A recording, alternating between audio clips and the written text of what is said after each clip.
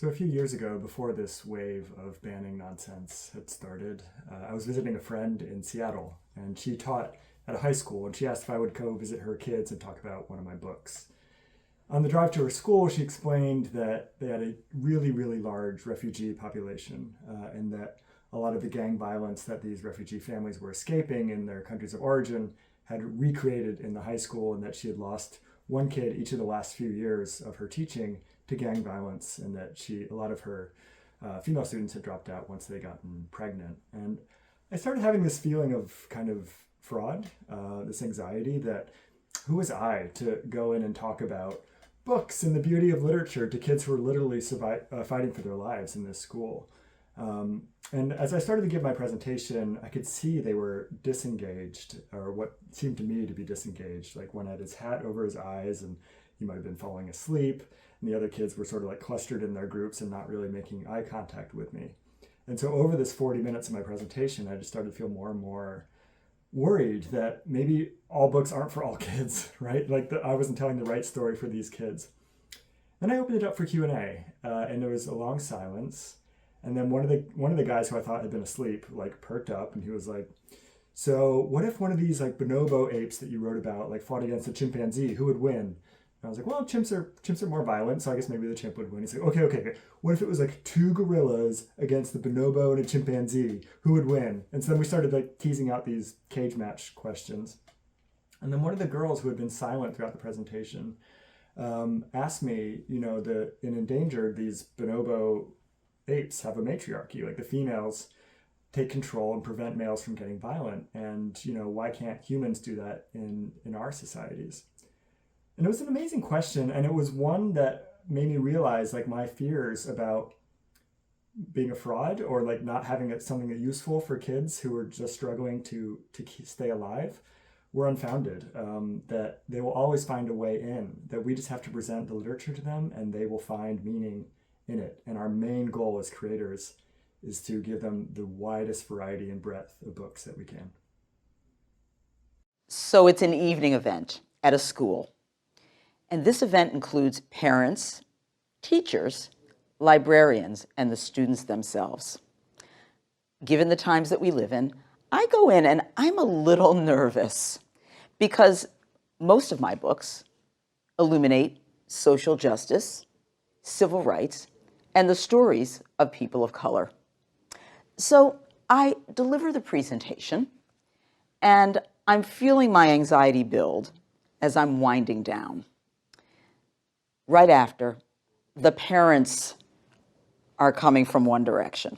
The teachers are coming from another direction. The caregivers, the librarians, the students themselves are all headed in my direction. And then I'm really nervous. And the opposite of my fear happened. They said, "We want more of these books. We want more of these conversations." Because when you peel open that cover, when you read those stories, we can talk about the history. We can talk about the truth. We can talk about the depictions. We can talk about the representation. And what started out with my misgivings about banning became an evening of banning doubt, of banning intolerance, of banning what is not told and what is not said.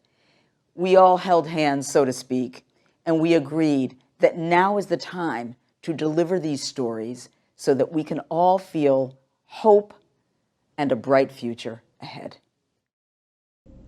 My mom was born in China in 1941. After she finished college, she came to the United States to go to nursing school. She became a nurse, and then she decided that she loved babies and kids so much that she wanted to become a nurse midwife. And that's the kind of nurse that takes care of pregnant people and helps them when they deliver their babies. But that meant that she had to go to a special training program in another state where she didn't know anyone. She was really nervous, but she had already left all her family and friends behind once before, so she hoped it would be easier the second time. She boarded a bus for the long journey because she didn't have the money for a plane ticket. there was a Native American man sitting in the seat next to her. She had never met an Indigenous person before, and chances are in 1966 that he had never met a Chinese person before.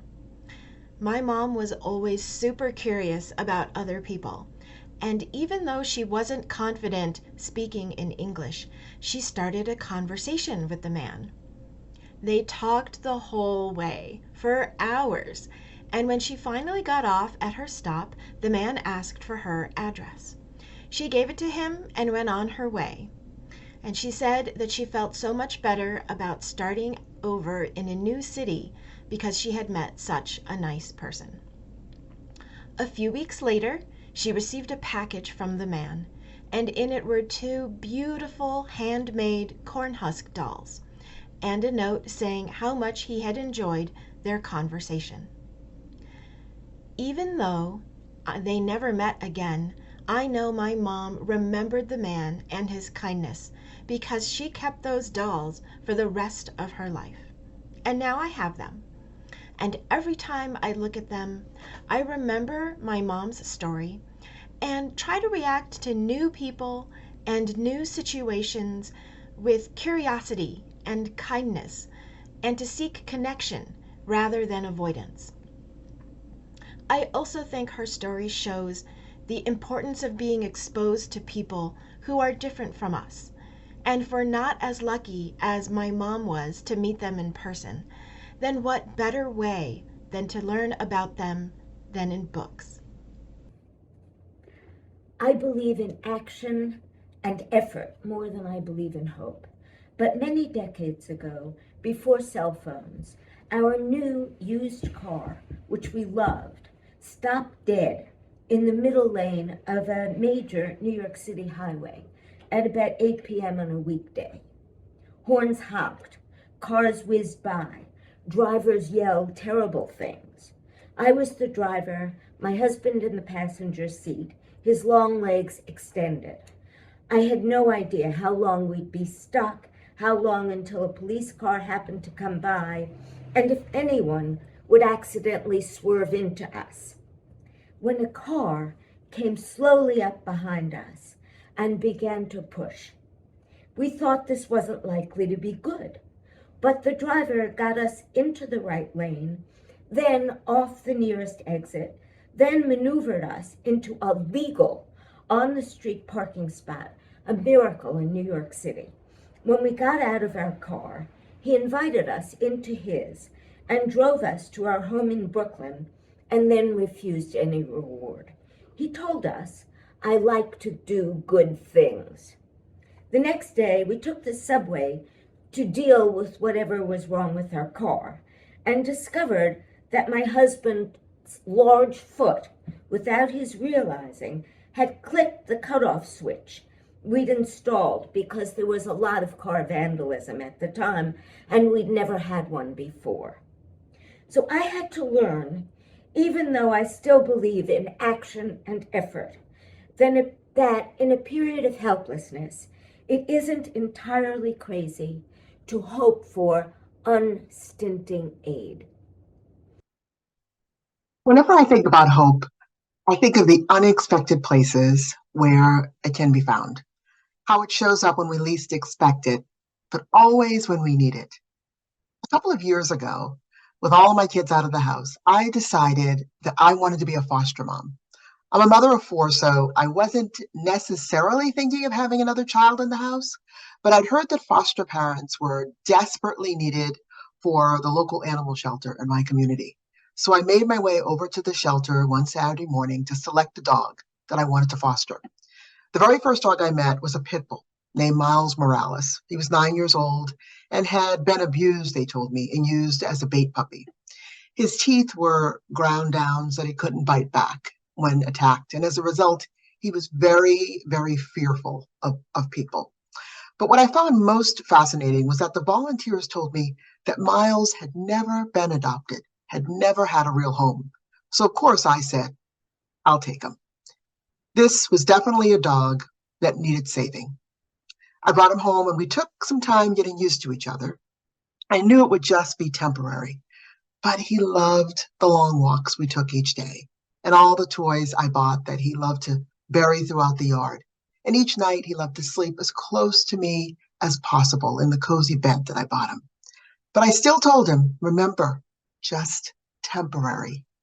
Months passed, and now he cried whenever I left the house. He was attached. I made a call to the foster care director, and I told her, he's mine. Miles knew it all along, but finally I did as well. But just a few weeks after I signed all the adoption paperwork, he began to get sick. I took him to the vet, and we did some testing, and finally she gave us the bad news. Miles had terminal cancer. It was inoperable. There was nothing that they could do, and he only had 3 months to live. This guy who had waited his entire life to find a home, and finally was adopted by a family who loved him, now with only 3 months left. So we prepared ourselves. And I noticed that he still wanted to go on long walks. He still loved his treats, burying bones in the yard. He still loved to stretch out in the sun each morning after breakfast. And he still loved coming into my office each day to my desk and staring into my eyes, just looking at me as if he were asking, is this real? Are you still my mom? When 3 months passed, and then 6 and 9, I noticed he was gaining weight, getting stronger. 1 year after his diagnosis, I brought him back to the vet and asked, is it possible you were wrong? Maybe he's cured. But even though she too was pretty shocked, he was still hanging in there, she told me, nope, he still has cancer. Miles lived another 6 months, a total of 18 months after his terminal diagnosis, and he was overwhelmingly joyful every single day. All along, I thought, I was saving him. But this guy, he saved us too. He'd been abused and hurt and abandoned, and had most likely given up all hope of ever finding a family and love. And yet when he found it, he embraced it and he hung on to it. He learned to trust, and he showed me how love and family can give you a strength you never knew you had. You can find hope everywhere you look, even in an animal shelter, with a dog named Miles, who came into our lives and changed us forever with his trust and love. Years and years ago, I wrote a book in the 39 Clues series and had a beloved tough guy, Hamilton Holt, come out of the closet as gay. And I got so much hate mail, so much anger directed at me. And there was this one letter that stuck with me, because mostly it came from parents who hadn't read the book. But I got one letter from a kid. And that shocked me, because I never get hate mail from kids. They're not bothered by this sort of stuff. But I got a letter from a kid telling me how angry she was at what I did to Hamilton Holt as an author, and how I ruined him this way. And she threw the book across the room. And it was an upsetting letter, and it stuck with me because it was so upsetting. 2 or 3 years later, I got another email from that same reader telling me that she had thought about it all that time and thanking me for what I did, that she learned about herself and learned how to engage with her friends who were gay or queer themselves in a more thoughtful, humane way. And her reaction at the time had been because she was young and confused and angry. But the book stuck with her, and that character stuck with her. And in time, when she was ready, she was able to open her heart and open her mind, and now celebrates queer characters and celebrates her queer friends and family with joy and pride. It took time. Sometimes books meet us where we are, and sometimes they show us the path ahead and can help open our hearts. And every book is planting a seed that we don't know when or how it will blossom, but I truly believe that they always can. And that gives me so much hope that even when things seem darkest, we don't know what little sparks we're creating and how they'll catch and turn into amazing conflagrations. I like the seed metaphor. Let's say seeds we're planting that will grow into amazing flowers that we can't even begin to imagine. So my Aunt Susie, Dr. Susan Love, was a famous breast cancer surgeon, researcher, women's health advocate, very amazing doctor. And she used to tell this story about my cousin Katie, her daughter. When Katie was about 7 years old, she wanted to be a ballerina. And Susie asked her, well, why don't you want to be a doctor? You know, doctors keep people alive. And Katie replied, yes, but what I do makes them want to be alive. And I always took this story to be Susie's way of telling you that whatever your gifts are, your job is just to give of them as fully as you can, whatever they are. I was in my car in a parking lot, trying not to cry, drinking my Diet Mountain Dew, eating Little Debbie zebra cake after zebra cake after zebra cake, completely dreading having to call my wife and tell her I was fired from my job as a principal. My first time ever being fired from a job anywhere. I was mortified. And what was I fired for? Reading a book.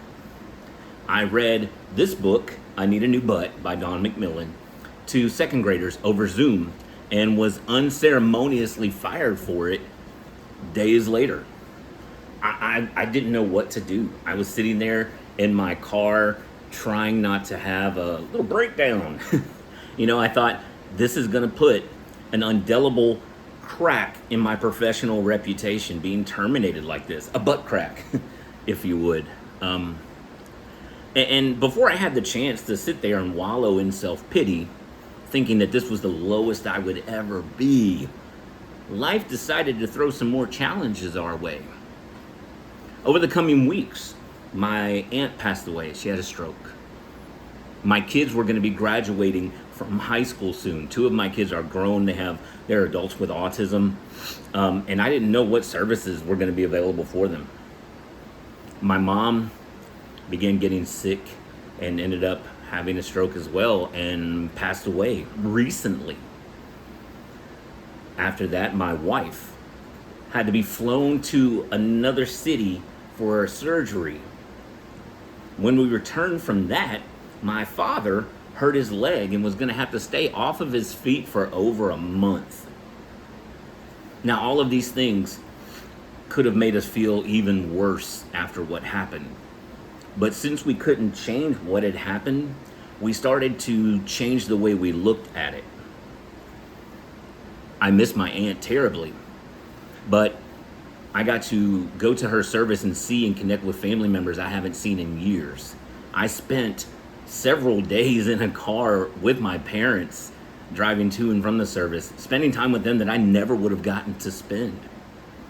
And sure, my kids would be graduating soon, but now that I wasn't working as a principal, I would be able to travel and tour the facilities and places and the services that they would receive, so I could be sure I would pick the exact right place to meet their needs.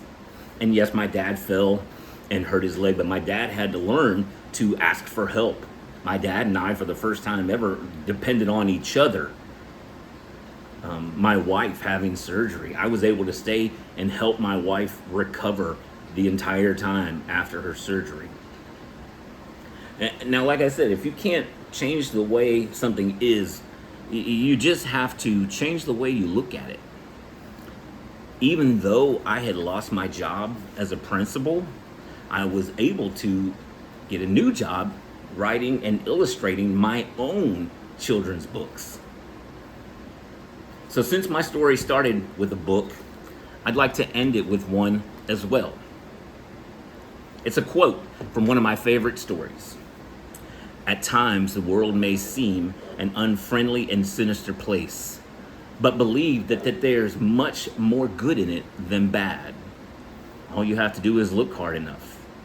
And what might seem like a series of unfortunate events may in fact be the first steps in a journey.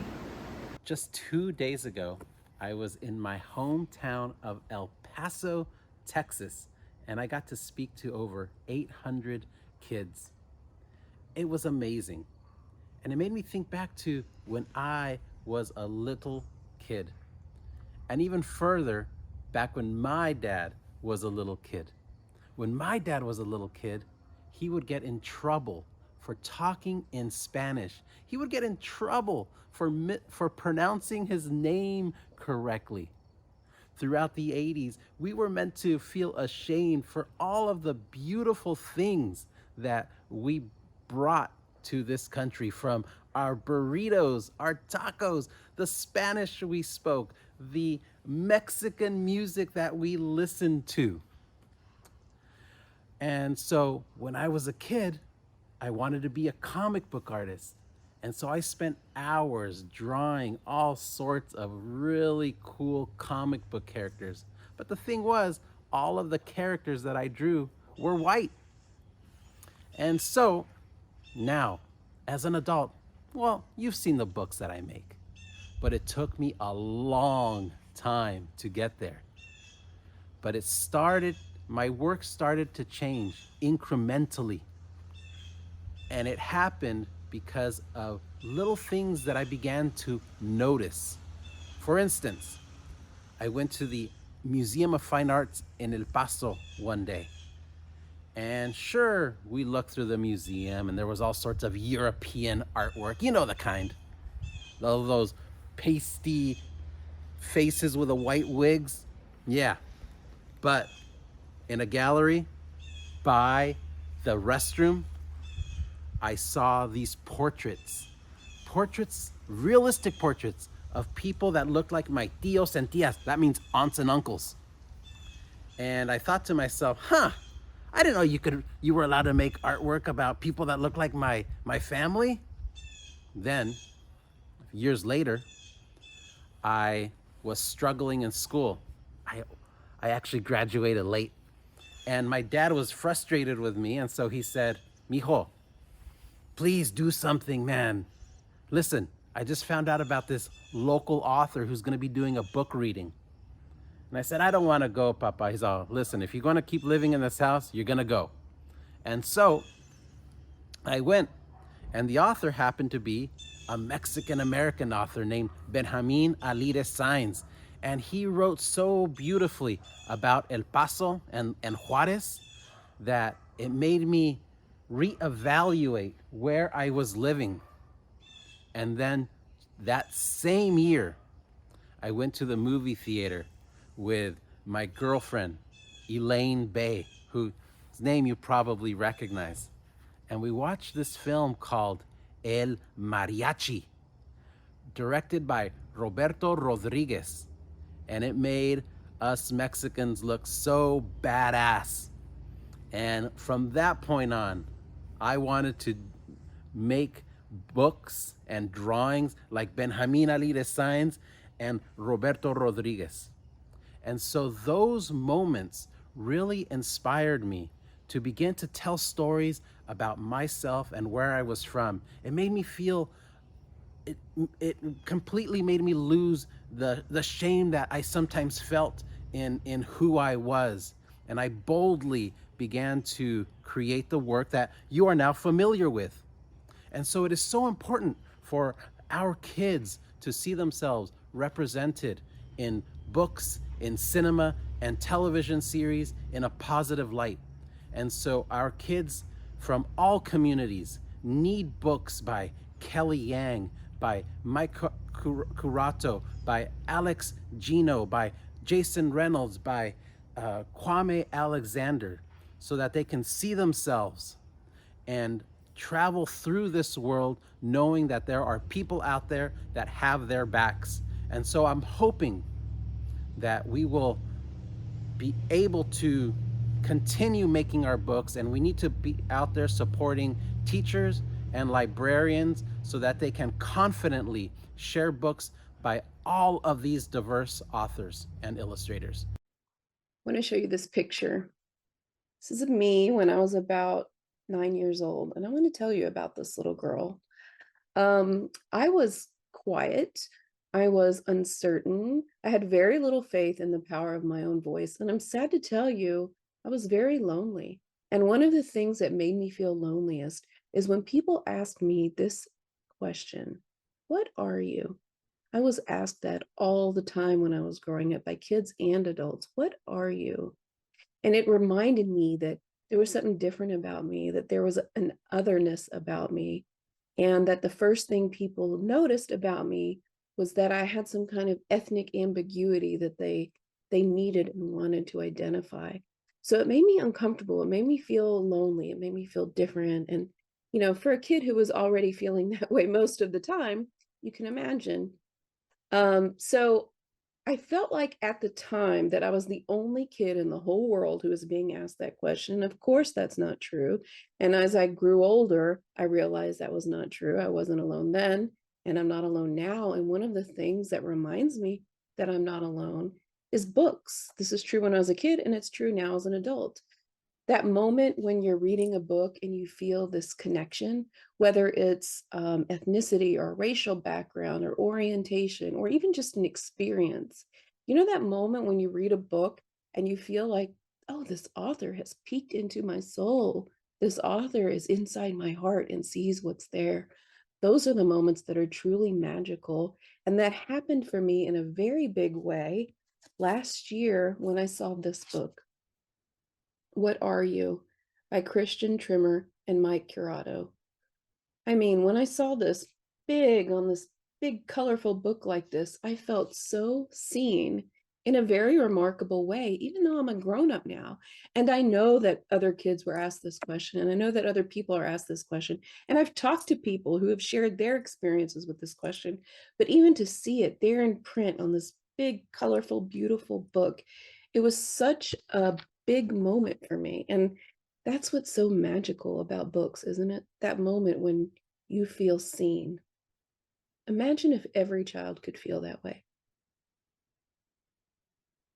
A while ago, I was a substitute teacher in the jail system for a few years, and I worked at all the jails in Los Angeles, Men's Central, the Women's Jail, the Twin Towers Mental Health Jail, the Wayside Jail way up in the mountains.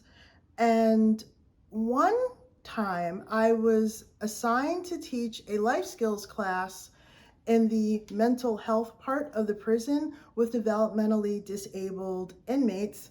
I was told that one of them might be having a bad day. Good luck. When I found out I was getting the assignment, I brought some picture books with me, just so, maybe I could share them and see what they thought about it. And when I showed up at the pod, in the pod right next to those students was an inmate who was ranting and raving back and forth, trying to bang his head on the wall. He was on suicide watch.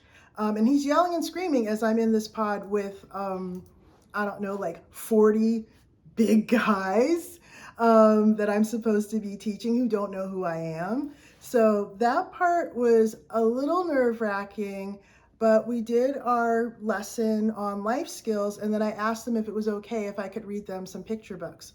And one of the books that I read them was Mr. Tiger Goes Wild by Peter Brown, which is about a tiger who gets in like a fancy society, who gets tired of fancy society and just wants to take off all his clothes and just run and be wild, but he also wants to deal with people.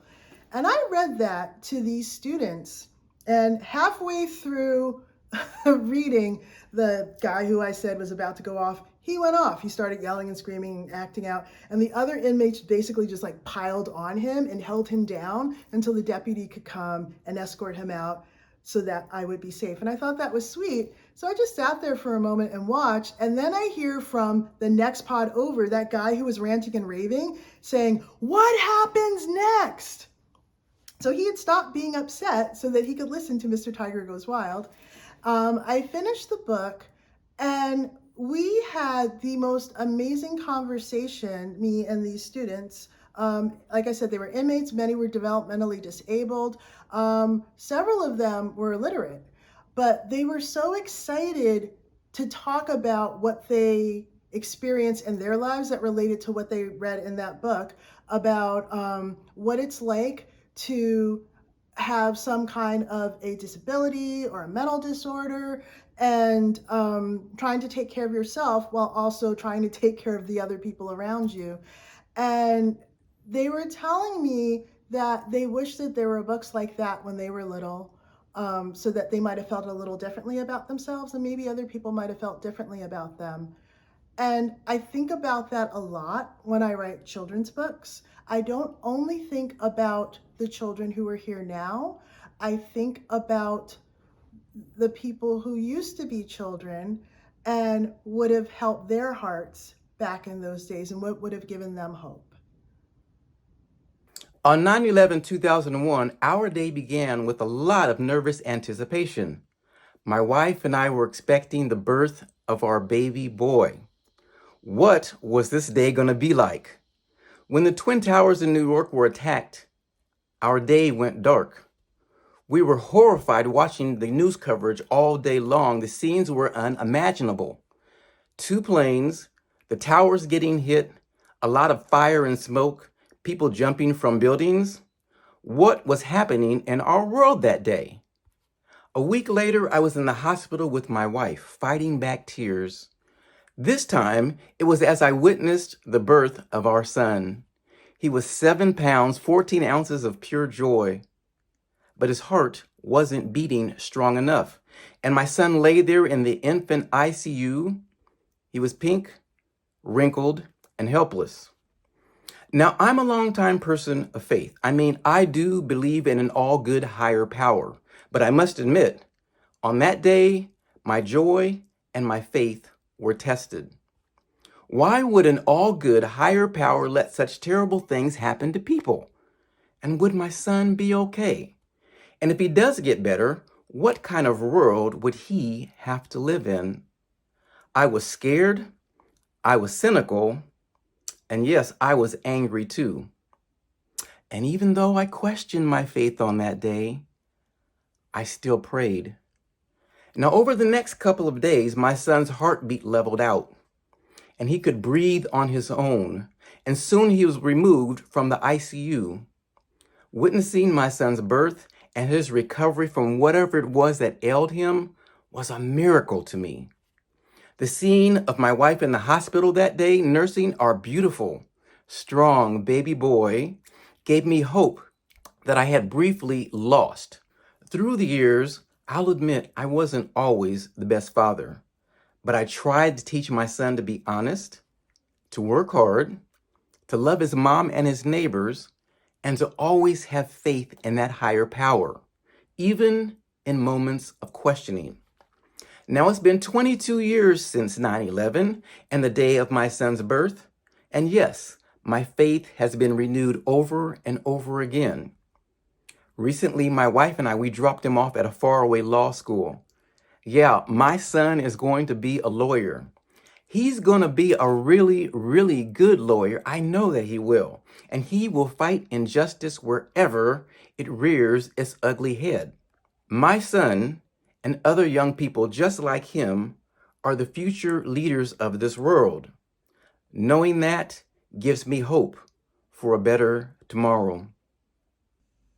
In 2021, Texas state lawmaker Representative Matt Krause, a Republican, asked schools to tell him whether they held any of around 850 books on a list he had compiled, explaining that he was targeting materials that, quote, might make students feel guilt, discomfort, anguish, or any other form of psychological distress because of their race or sex. The truth was one of them. The journey for my sophomore book hasn't been easy. Though it's gotten a lot of love, the truth is it wasn't my best reviewed book.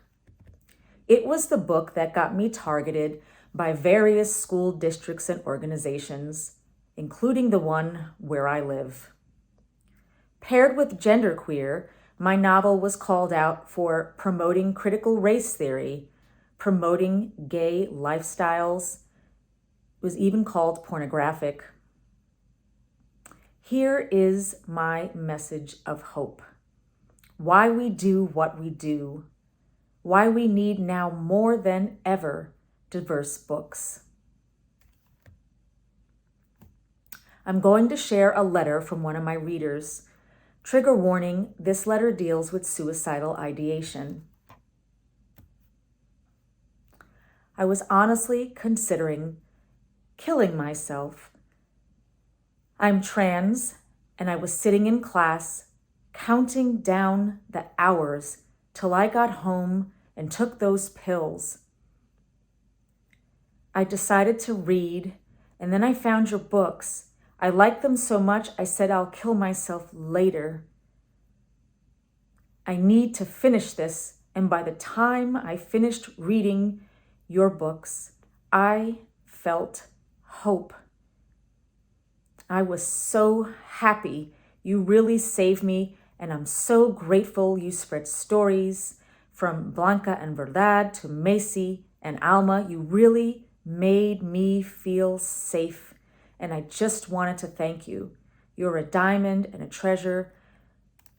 Thank you so much for letting me still be alive to type this message.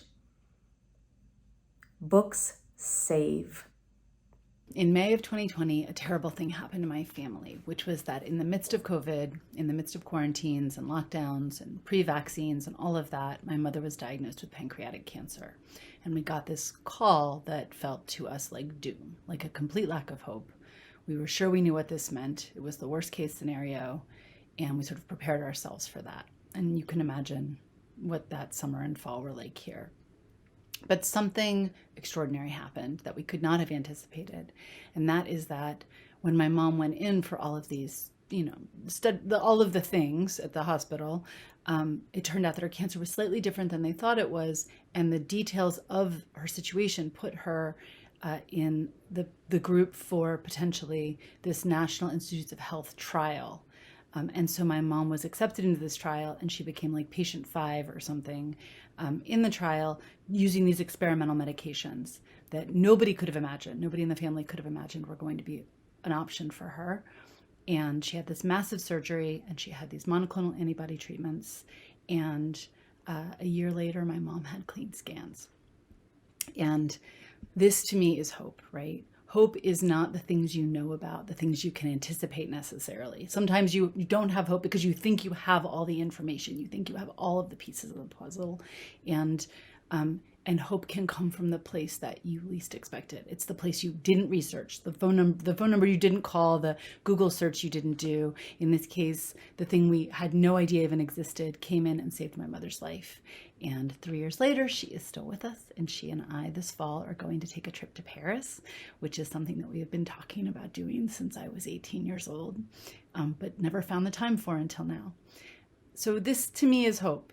Hope is, we can call it science, we can call it faith, but to me, I think of it as magic, that hope is the things outside your frame of reference, outside the world you can already imagine. Hope for any of the things that scare us come from the places our imagination hasn't gone yet. And a lack of hope is a failure of imagination. All 10 of my published books have been challenged or banned. So what gives me hope? It's hearing from young people who've read my books. Thanks to the work of educator Rudine Sims Bishop in children's literature, we often talk about books as mirrors or windows. So I'd like to read to you a couple of emails from I've received from young people, from the thousands I've gotten. And here's one that shows how my books have been a mirror. Hi, Mr. Sanchez. I'm a gay trans teen still in high school. And I just finished the Rainbow Boys series. They tried to ban it at my school, sadly. I wish I found it sooner because it helped me accept myself instead of being what others wanted me to be. I think you should write more books about trans people. There are people who desperately need that voice. I have panic attacks in bathrooms because I feel like I'm going to be beat up for looking the way I do. I'm scared of coming out as trans to my family because I feel like I'm letting them down. If you have time, please write me back and know you made a tremendous difference in my life. It's emails like that that give me hope.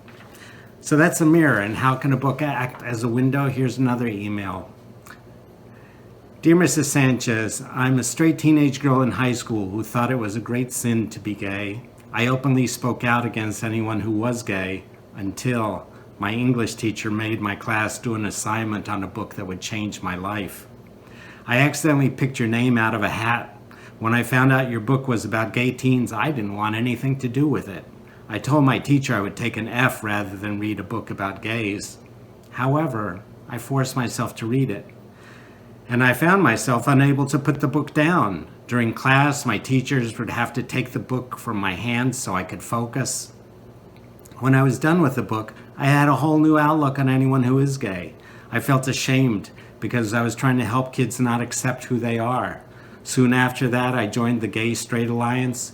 Within 2 months, your book became the peace saver in my school. It was no longer in the library. Kids were on the waiting list for it. It joined kids who were gay and who weren't together. So I would like to thank you so much for writing your books. Thank you for giving me a whole new pair of eyes. So I'll keep writing my stories about being gay and talk about being gay, because that's how often we get hope, by letting each other know that we're not alone, especially if you're young and vulnerable. No, you are not alone. It's okay to be who you are. Have courage, be true to who you are, and keep hope alive. A few years ago, I was invited to present at the Beauvoir School's chapel at the National Cathedral in Washington, D.C.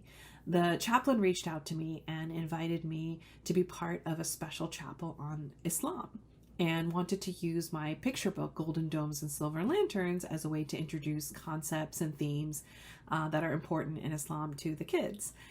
This was part of a series of chapels he had done featuring different religions, and he had already done Hinduism and Judaism and wanted to do this one on Islam. And I happily accepted. It was an honor to be there. But most of all, I was so touched by the preparation that went into this visit. The chaplain had sent out a letter to the parents of the school with a verse from the Quran, asking them to ponder certain questions. The music teacher reached out and actually translated a hymn from Pakistan that I had never heard of, but my mother apparently sang as a child, a devotional hymn from Urdu to English, and then shared the translation with me.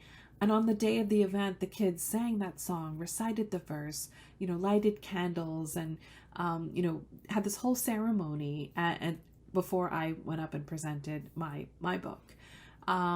It was just lovely all around, and I felt so honored and really respected in a very beautiful way.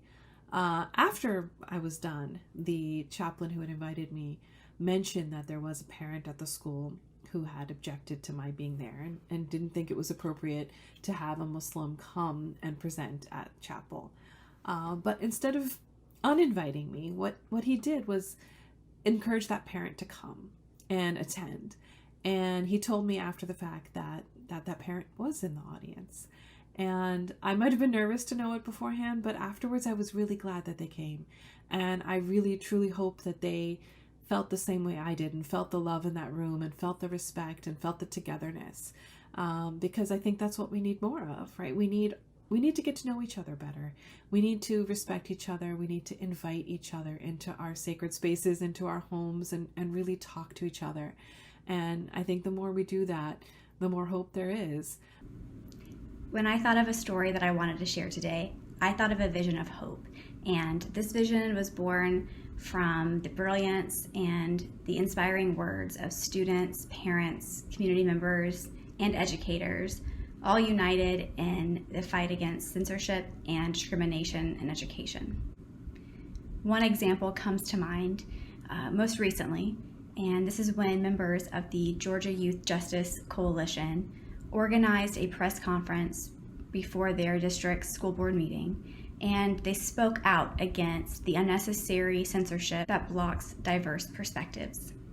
Following this press conference, these students lined up to speak at public comment, surrounding one another with their support.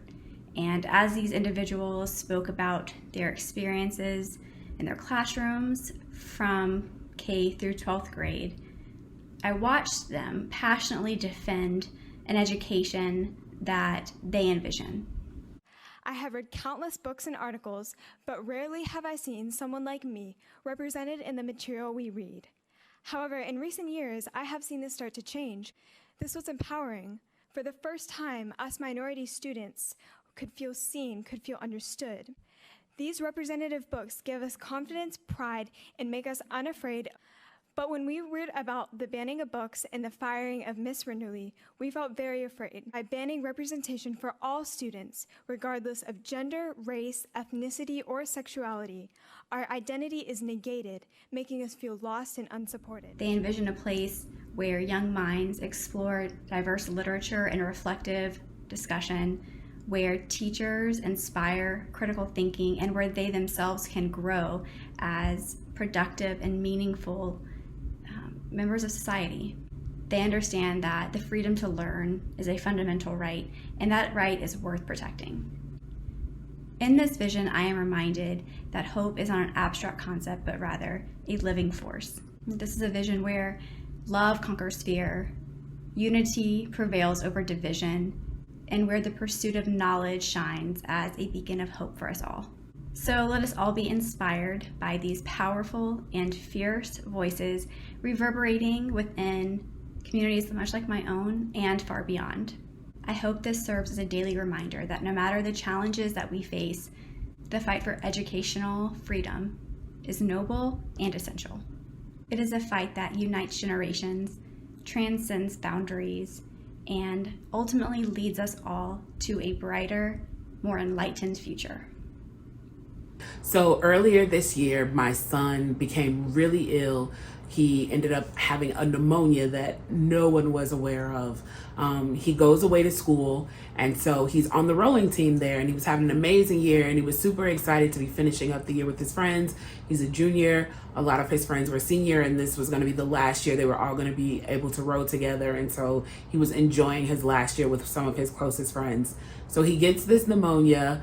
It's a lobar pneumonia, which means it's taking over an entire lobar of one of his lungs, and it going on so long and getting him so sick, he ended up getting a strep infection in his bloodstream, and became really, really ill, like really scarily ill, and was in the hospital. And the entire time that he was in the hospital, he just kept talking about how this was going to really mess up his row season, and this was the last season he had to row with some of his best friends, and he was really going to miss out on that. And you know, they had the potential to go to state and then potentially nationals this year, and he was going to miss out from that. And so he did everything he needed to do to get well. He was a fighter. He was cooperative with the doctors at the hospital, and eventually he got out of the ICU and was in a regular room and was able to come home for a little while before going back to school. He got back to school and he followed the instructions of the doctors. He took his time, but as soon as it was time that he could go back to training, he trained like a fierce, determined champion. His coaches complimented how hard he was working, despite the fact that they knew he was still trying to get his full lung capacity back. Because of the fact that this happened, he obviously didn't have the same time that he used to, so he was taken from the varsity boat that he was in and put in a slower boat so that he could have time to recoup and recover. His coaches said he never complained. He never was upset about not being in his regular boat, and that he like worked his way back as hard as he could. He had hope that he'd be able to finish this last season with his friends, and he did. And it's that kind of tenacity that gives me hope. A few days ago, I was speaking to a first grade class about my new picture book, Cinderella and a Mouse Called Fred, which is obviously about a mouse. And I showed them how I was drawing a mouse to be funny, and I showed them first a realistic mouse, and then a series of silly mice for a funny book. And afterwards, the children were lining up to be given pieces of drawing paper so they could draw their own mice, give them names, and I could wander around and talk to them and answer any questions. And one little boy, maybe the smallest one in the class, stepped out of the line and came over to me, and he looked up and said, "Could you teach me to draw a mouse? I mean, the real kind?" And there was so much timidity and hesitation and maybe almost fear in his voice. And he was so small and so thin. He just reminded me of me at that age, because I was small and I was thin and I was pretty much afraid of everything. And looking down at him, my heart melted. So when all the kids were drawing away, I went over to this boy and thought about what I would do, because usually when it's drawing, you don't want to encourage slavish copying. You want to inspire imagination and let them figure out how to do things. But I thought in this case, let me just try very quickly to draw him a real nice looking mouse, and I dashed one off as quickly as I could. And he used it, and he drew a pretty commendable, real looking mouse. And that is pretty much all there is to this story, except to say that it was rewarding to feel a child who was in need of something got something from me. And as slight as this interaction was, it actually reminded me of how I felt right after the World Trade Towers came down. And everything was collapsing around our heads, and people were asking themselves, what am I doing with my life, and what does this really mean anyway? And I was feeling, boy, am I lucky, because that is not what's in my head right now. I was feeling that what I do, what we do, really matters enough that even in the face of national disaster, I feel like it counts, like connecting with children counts, and we can still do it no matter what is going on in the world. In this place, an ecocide happened. 2 months ago, people with machines and chainsaws arrived to La Avenida Lázaro Cárdenas here in Jalapa, and in less than 2 hours, they cut 49 trees that had lived in the avenue for more than 50 years. These trees were cut by a construction company that attempts to make a bridge exclusively for cars. How do we find hope here? I can tell you now that in this busy street, hope is not only found, but it is created. The night the trees were cut, people arrived to protect them. Shielding trees with their own bodies, a handful of neighbors saved 6 trees from being cut. They are those trees you see right there. And from that day on, a campsite and a movement to guard the trees started. Hope became action, and we started creating a territory where everyone, especially those that are at risk, were treated with respect and tenderness. Among the 6 trees still standing, 2 received cuts that needed healing. With beeswax, we gave them a treatment that would allow them to heal their hurt. Look at the many forms that hope takes. Hope is everywhere. And with hope, we create, we give thanks, we make art, we say things, we say many things. We know and we ask. We write and we imagine. We work together to create hope action. Now, there is one more thing I would like you to see. From the very first day, we had an altar. And in that altar, there were seeds. Some of those seeds fell on the ground. And now, 2 months later, we have a milpa. It is true that we don't know what is going to happen to our trees. But what we know is that the seeds of hope keep growing.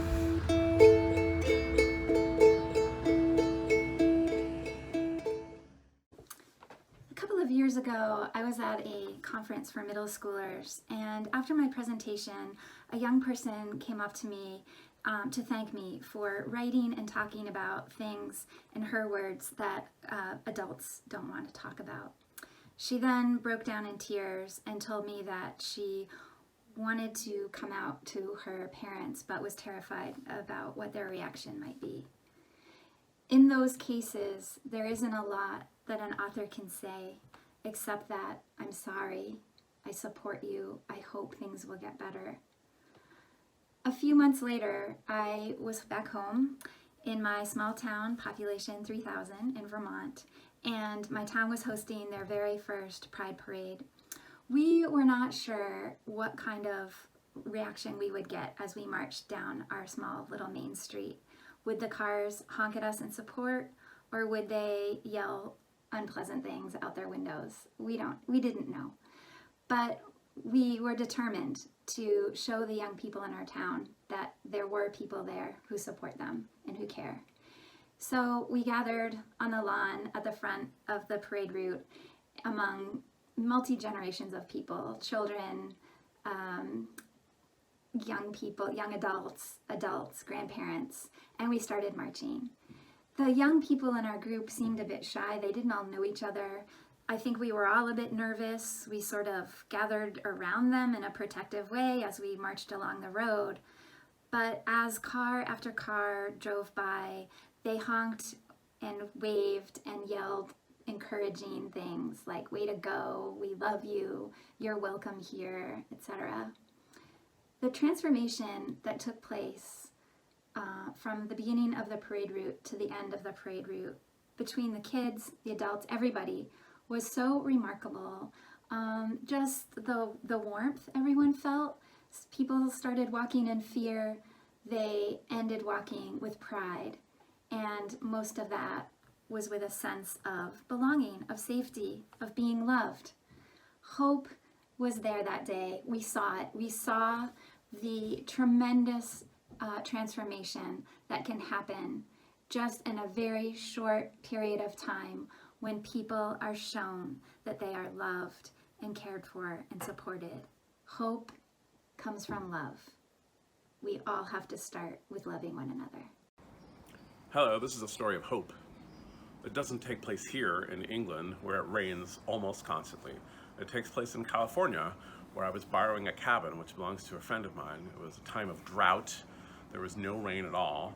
And so the plants were dying, which meant the bugs weren't around, which meant tiny lizards were scurrying all over the place, desperate for food. But I wasn't desperate for food. I was just in the cabin. And the cabin had a lovely glass enclosed entrance, like a little atrium. And one morning, suddenly I heard a noise, and there was a bird that had flown in and was bashing desperately against all of the glass, trying to get out. Now, what you're supposed to do in that situation, you can't catch the bird yourself. You're supposed to take like a towel or a sweater or someone else's sweater and put it over the bird, and then you can pick that up and let it go. Well, I tried to do that, and it just got worse. The bird was getting more and more frightened, panicking, bashing itself all over the place, and I said, "You're making it worse." And so I took a little walk outside to give the bird some time to work itself out. But when I got back, the bird was just a tiny little unmoving bundle on the floor. And I thought, oh no, this bird is dead. It's terrible. But I picked up the bird thinking maybe I should give it a decent burial, and it began to twitch and kind of pulse in my hand, and I realized it was still alive. I took it outside. It began to stretch its little feet and look around, and I knew it probably couldn't fly yet, and so I put it down on the front porch, and as soon as I did that, 2 lizards came and devoured it.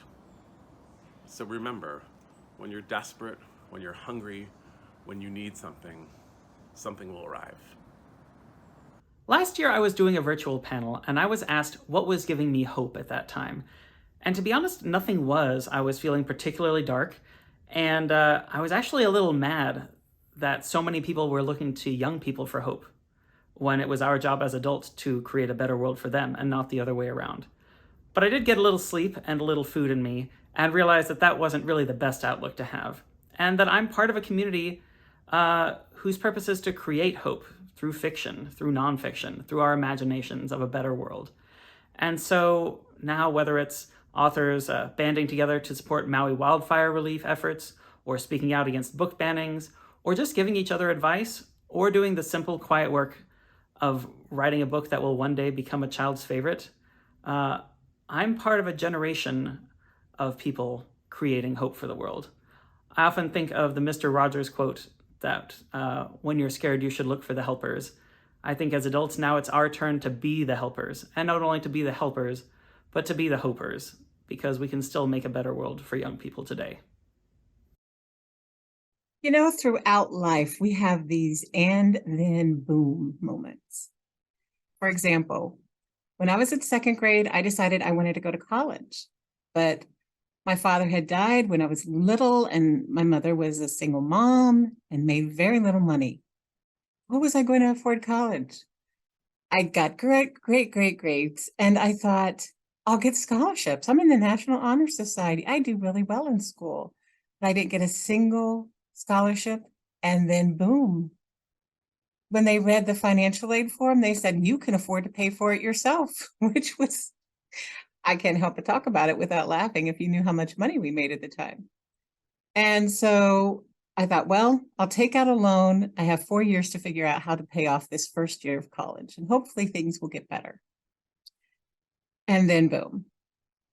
3 months into my first year of college, my mother's factory closed and moved to another country. So she had no job, and no one wanted to hire her because she was older. And the only experience she had was working in a factory. So I found out that the university paid its professors to go to an Air Force base not too far from where I live, like 15 miles away. And I could get the same classes that I would have taken on campus, but only have to pay for tuition and no room and board. So I did that for 2 years while I saved up my money to return to campus. And so I got to campus and they gave me enough grants to get through. I didn't have to go in debt any more than that very first year. Yay. And then boom. They said, but this is the only year you're going to get any money from us because surely your situation will get better. So, yeah. And then I found out that I could be a resident assistant and I would not have to pay room and board at all. And I would even have my own private room. And they would give me money every month, which was helpful because I could send it back home to my mom, who still needed money. And all of those and then boom moments made me think I was never going to fulfill my dream of going to college. And that was a long, long dream for me from second grade on. But then there was another and then boom moment. You see, and then boom moments can also bring hope. And then boom. I finished my last semester and graduated with academic honors in writing. So every time I have an and then boom moment in life, and I think, uh-oh, what now? What now? I always remember to hold on to the hope for an and then boom moment that is good, that can turn everything around again. If you know anything about me, read my biography anywhere, you know that my parents started a restaurant when I was little, and the restaurant is the whole reason that I'm a writer, because it's a reason that I'm a reader. So this restaurant started when I was 3 years old, and so I grew up there. And when you work in a restaurant, you're working all the time. So I was there all the time with my parents, and I always had a book with me because that's how I kept from being bored. I was bored out of my skull the whole time. and so always reading. And so my love of books started because my parents had this restaurant. Now, this was in a small Texas town, and in fact, it was the first Asian food restaurant in the whole county. So I was one of the only Asian American kids in the town, one of the only ones at the school. And the restaurant was just a huge part of my life. So I remember it was my junior year of high school. I was in a student council meeting after school, and a kid runs into the meeting and says, "Christina, I think your restaurant is on fire. You better get over there." And so I had a friend drive me over there, and yes, sure enough, parking lot was full of fire trucks. Smoke was pouring out of the building. There had been some electrical fire, and the kitchen was completely blackened. It's just like the building ruined. So, when you run a business like that, your margin, you're just like always on the verge of going out of business. So margins are already really small. And something like your building catching on fire, I mean, that can just shut you down forever. Most places would not recover from that. But my parents decided that they were going to try to open up again and redo the building, and just so worried about, are we going to make it or not? And the support, the community support that came out was overwhelming. I mean, we had people who would come and say, we are going to make sure that you stay in business. You know, they would come and just get their meals there and make sure that we had customers. And we survived that devastating event and stayed in business. And the restaurant is still open to this day. It's been open for 40 years, which is a miracle. And, you know, this was a small town where, you know, different cultures from us, our customers were different cultures, different religions, different politics, and still the community came together to make sure that this part of their community stayed alive. And it was just such a lesson to me of how people can take care of each other and put aside differences and see what's really important, and you know, think, what is it that makes a community vibrant, that holds us together. Now, to give you a sense of the kind of person my grandmother was, she played basketball in the 1920s in high school. She was on the girls' basketball team, and at the time they had to wear skirts to play basketball in. She thought that was silly. Why shouldn't they play in shorts like the men's team? So she took her skirt, sewed it into a pair of culottes, and that's what she played in. And then the whole team adopted the uniform going forward. So she was not someone who was afraid to speak up for herself, except for this one time. And that was because in high school, she eloped with her high school sweetheart. She went off in secret and they got married. And she was terrified to tell her family, especially her dad. So when they got home, she knew she'd have to tell him. So they drove over to her parents' house. And for some reason, my grandmother felt like it was easier to talk to her dad in the car. So she asked her dad to drive her around the block, and she told him everything. Her dad didn't say a word. He just dropped her off at the corner and told her to go inside and ask to speak to my grandfather, her new husband. She watched nervously from behind a window as they spoke. And what she saw, she didn't know what they were saying. She wasn't close enough to hear, but what she saw was her new husband, my grandfather, reach into the window and start rolling up his shirt sleeves. And she couldn't understand what that was about, but she didn't think it was a good sign. So she walked out of the house. And just then, my grandfather turned around, he met her on the sidewalk, and he put his hands on her shoulders and he said, "Rose, it's going to be okay. Don't worry." And she said, "What was that all about?" And he said, "Your father asked me how I expected to take care of a family at my age." And I said, "With these, my own two arms." Now, apart from being one of the most romantic stories I'd ever heard, I thought it was such a beautiful sentiment that sometimes you don't have the perfect way to take care of people, but you do have your two hands and your strong arms to hold the people who need you. And really, that's how they took care of each other their whole lives, and how they took care of the 7 children that they had and the restaurant that they ran while raising their family. They always held on to each other with these. And I always remember that when I need hope or have someone who is hurting or needs help or needs my arms. And that as long as I have those to wrap around them with empathy and love and kindness, that I can take care of the people that are meaningful to me in my life. And that's how we can hold on to each other.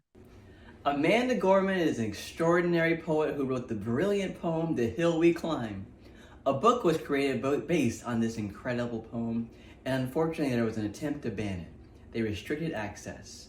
When this happened, it made national attention, and there was a kid who came to my library looking for that very same book.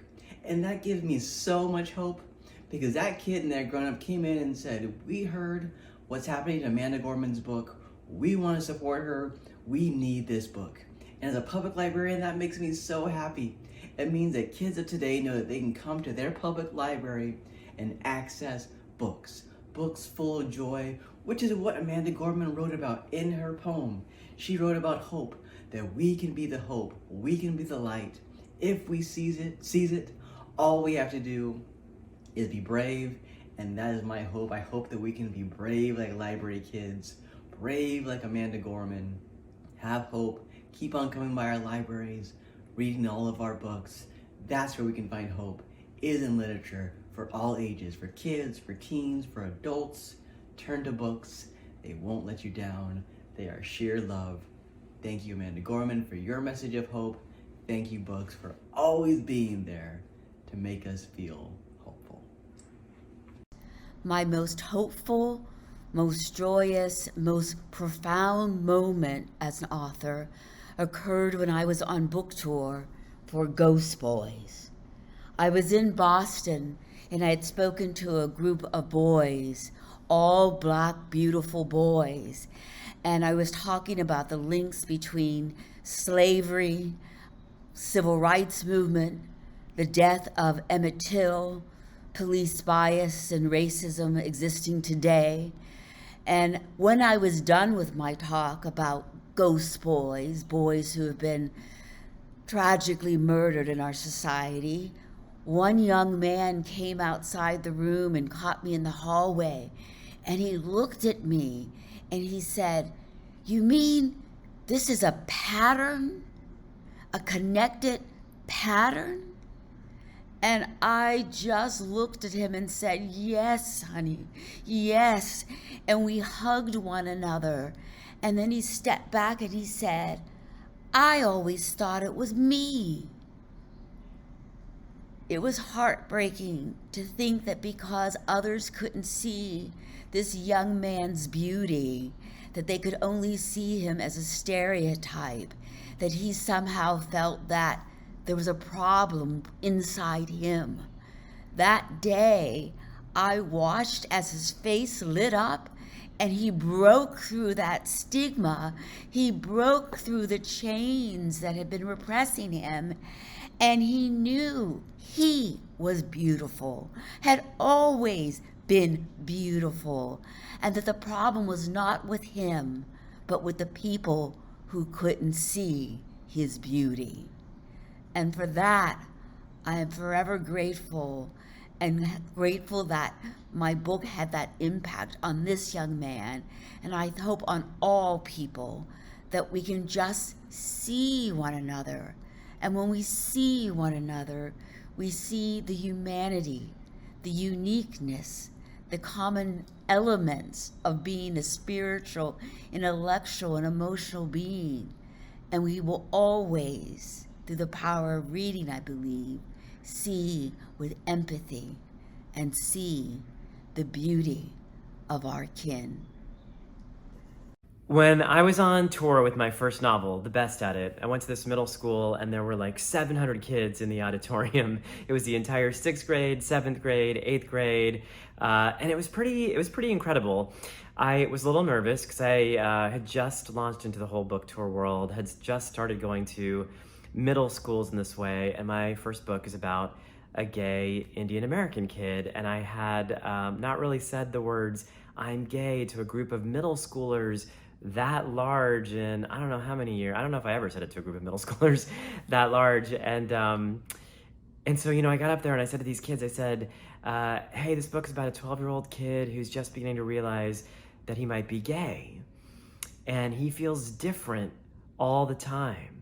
And this amazing thing happened. First, when I said that this kid was realizing he might be gay, all these kids started clapping, which I thought was remarkable and unexpected. But then when I said he feels different, and I said to these kids, I said, "I wonder if any of you have ever felt different." And all these hands started going up. All these kids wanted to share things about themselves that also made them feel different. And it was such an amazing, emotional, really beautiful visit that also instilled in me, or affirmed, I should say, the power of storytelling. How one story, a particularly story about a kid in a book, can have such an impact on every other kid who's going through similar things in their lives. 3 days later, a group of parents got angry that an openly gay author had come to visit their students. They shut down school assemblies. They said a lot of horrific things about my school visit and about me online. But what happened was all these kids at this middle school, not all these kids, the number of these kids, started reaching out to me on social media. And they started saying things like, we don't agree with the parents. What can we do to make things better? We want to write a newspaper article about this. And when I think about hope, that gives me hope. That in the face of adversity, kids were looking for their own ways to stand up for the things that they believed in. And honestly, what they did in that moment inspired my second novel, Nikhil Out Loud. So when I think about hope, I think about that generation, those middle schoolers, those kids that I visit all the time on school visits. They give me hope. It was the first day of 4th grade. We were all hanging around on the playground, punching each other, running around, punching each other a little more, when someone came up with the brilliant idea of giving everyone nicknames. So someone was quickly named Goofy. Somebody else was named Blockhead. Somebody else was named Goober. All really incredibly not clever stuff. Until then we came to this one guy who was kind of new in school, a little bigger than most of us, had some clothes that maybe weren't the newest, and sometimes he smelled a little odd. And everyone started saying, stinky, smelly. And I, being very impressed with my new vocabulary of some words I had learned that summer, just yelled out, stench! And everybody went, yeah, stench, stench, stench, stench. And I felt amazed at first, like, oh, they picked my word. Then I instantly felt horrible. I thought, oh no.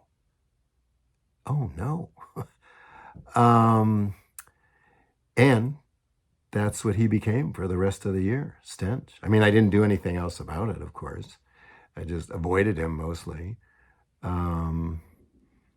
But he was Stench the whole year. I got a little bit of a comeuppance the next year in 5th grade, the first day of school. I walked into school and the head of the basketball team, one of the best players, so you knew he was going to come up with something brilliant, looked at my new green corduroy pants and just said, green bean. And that's who I became for all of 5th grade. That was 60 years ago, and I still think about that today. But you know what gives me great hope?